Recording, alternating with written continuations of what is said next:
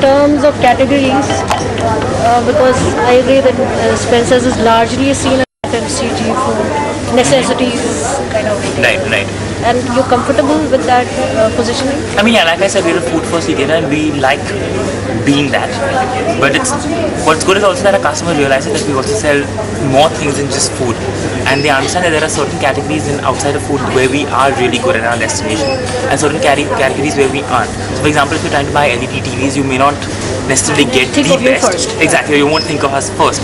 But for example, if you're buying anything that's adjacent to the kitchen, say a fridge or a microwave or any electrical that way, or so you want to be kitchen a first recall retailer in some. In some, exactly. I'm going to come to this question about retailers versus manufacturers. Okay. Always a very sticky subject, especially for a format like this. Sure. In the West, in the US, because you've been there and studied Wharton, so I'm sure you've observed retail there as well. So the power shifted to retailers sometime, mainly because retailers could build enough volume. Like a Walmart could generate volume enough to tell a Procter & Gamble what to make, what to supply, how to do. Yeah. Right. India, that hasn't happened because modern retailers haven't yet built that skill.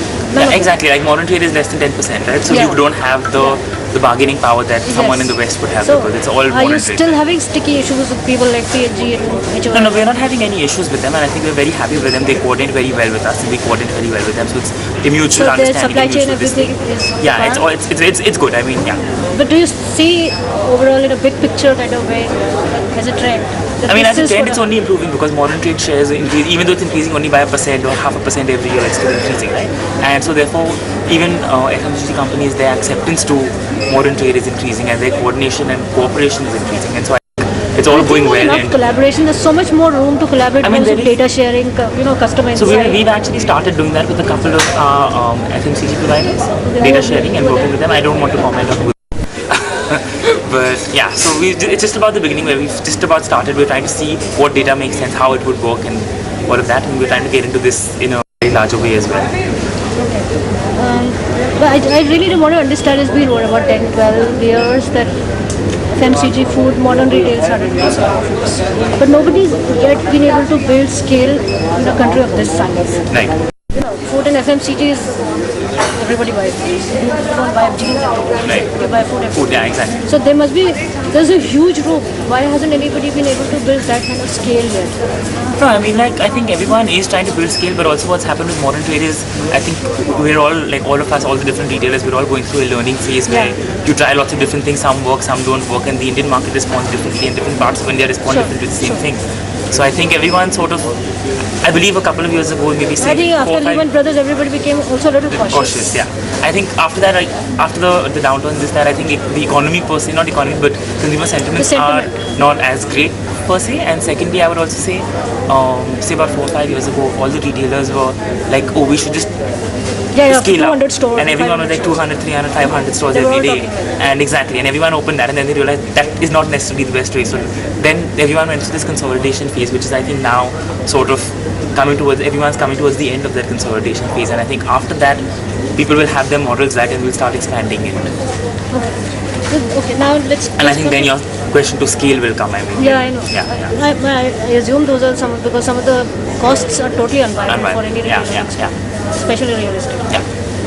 So, okay, tell me about Spencer specifically. So, I believe you conducted a survey at GFK mode sometime in May or June. There was a survey conducted by Spencer. We do a lot of surveys, yes. I don't know which survey. Specifically to improve in-store experience. Oh, yes. Right? Can you tell me something about what emerged from this? I mean, a lot of interesting things came out. Specific details, what I will do is I can share with you later time when we want to discuss those and when we start addressing those points. Okay. I think what was on the plate first is to get to the Epicuisine and get this project started. So we're going to do that next, and maybe it would be best if we talk about that at a future date. Okay, good. But a lot of small things, for example, delivery for certain products, can someone help us carry the products to the car, and this small touch points like that. Yeah. Okay. We'll actually come up with a full strategy for that, and then we can discuss that at length. I have to say the store looks very different from when I came here last. Okay, hopefully in a better way. Yeah. Okay, all good. That's good. It looks, what should I say, a lot more defined than it used to be earlier. Okay, yeah. I mean, earlier was a lot of it was just randomly placed. Yeah, things. Yeah, It was also perhaps one it of was our, not random. not as random, Like but these yeah. utility things, mobile corner, photo corner, these are, I guess, new additions. Yeah, and it was slightly, I think, it was one of our older stores, so it was what it was, say, about 8 years ago, Yeah, it 9 was years ago, pretty, and yeah, then it was we didn't do much with it. So we were like, You it's high time. you used to have a chef's kitchen or chef's corner. What was We it? had a live bread bakery. Oh, you're talking about the food court? Yeah, there was a gourmet corner. What was it called? The gourmet section. We had a gourmet section. Yeah. It was called the gourmet section. Yeah. And that's sort of now integrated with Epicuisine. Because that's And now more like a deli as well. it's deli as well, and then if you notice, behind is where our gourmet product is packed against the wall by country. So it has like all the Japanese stuff, all the American stuff, Mexican stuff, Italian stuff. And I believe I don't this have you is have you had a specifically walk your around the range. store, or I mean, it's not. I wouldn't want to take all the credit for it. It's a mix of. It's basically the entire team's effort to come up with this. And are you going to have this at all your locations or only certain? Only certain. Are they the same compact size? They're all compact hyper. Compact hypers in terms of ranging between 25,000 to 45,000. Yeah. Pinpoint one specific big thing that I've done. I've sort of spent enough time understanding people, understanding the company, understanding where we were, where we want to be, deciding where we want to be, coming up with strategies. A lot more of the specifics that I have really been driving, you'll start seeing over time. And some of it is storefront, some of it is more back end. So a lot of my work has also been Was there back something end. you really did not like about the stores that you really wanted to?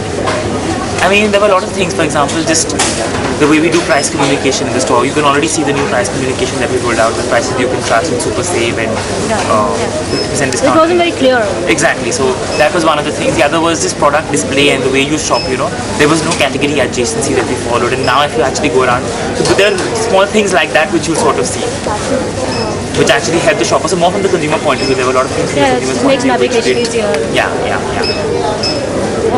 Okay, now I'm going to ask you some questions which are really about you. Quickly. Sorry. Very quickly. Okay. As long as you answer quickly. Yeah.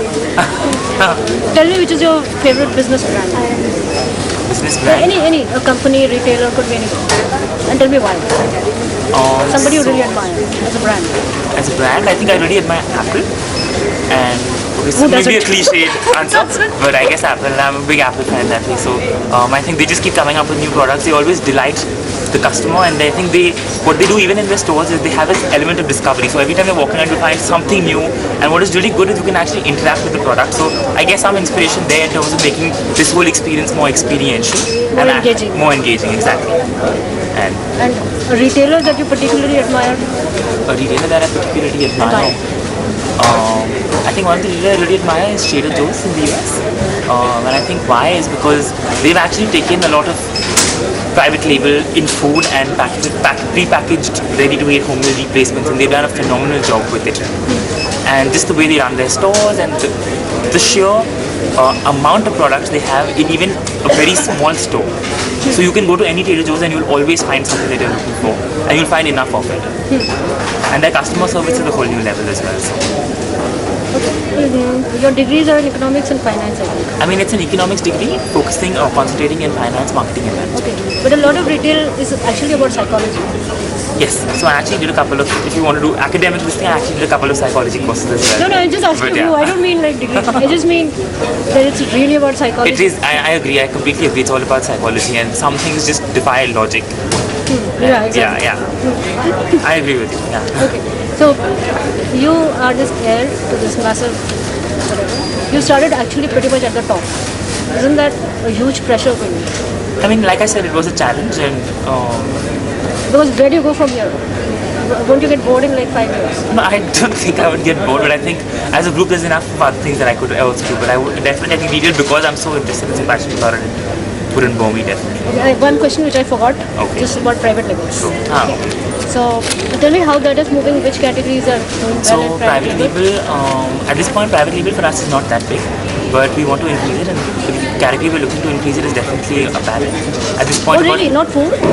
we'll get to that also. 30% is, right now 30% of our apparel is private label, and it's definitely going to go up upwards of 50 soon in the next 2-3 seasons or so. And food also private label. So we do some FMCG products like noodles and stuff like that. Yeah, I know sauces. Sauces and I stuff. think tissue paper also. Tissue paper, cake mixes, all those kind of things. We're also looking at food with Epicuisine. A lot of products, 30% of the products available are unique to us. So 450 SKUs that you'll find here will be just available at Spencer's, packaged for Spencer's, either made by us or made by vendors, but special like a private label, exactly. Okay, but what And it's only good to in go commodities? You're not getting into private label for wheat and I feel rice. like for commodities, the private label to have competitive prices, you need to have very high scale and volumes. And I think at this point we don't have it. Maybe 80 stores later we might have it and we would get in there. But yeah. Well, 105, 124 stores. Yeah, but the smaller stores, it's You can't display so yeah. much. Okay, cool. Thank If I you have so much. additional questions, can I email? Feel free to email her. She Because I can know pass you're on the not- questions to me. And Okay. yeah, okay, great. Otherwise, my email's on the card. On as the well. card. Yeah. I'll email. Okay, that's great. Awesome. Thank you so much. Thanks. Nice. Thank you so much.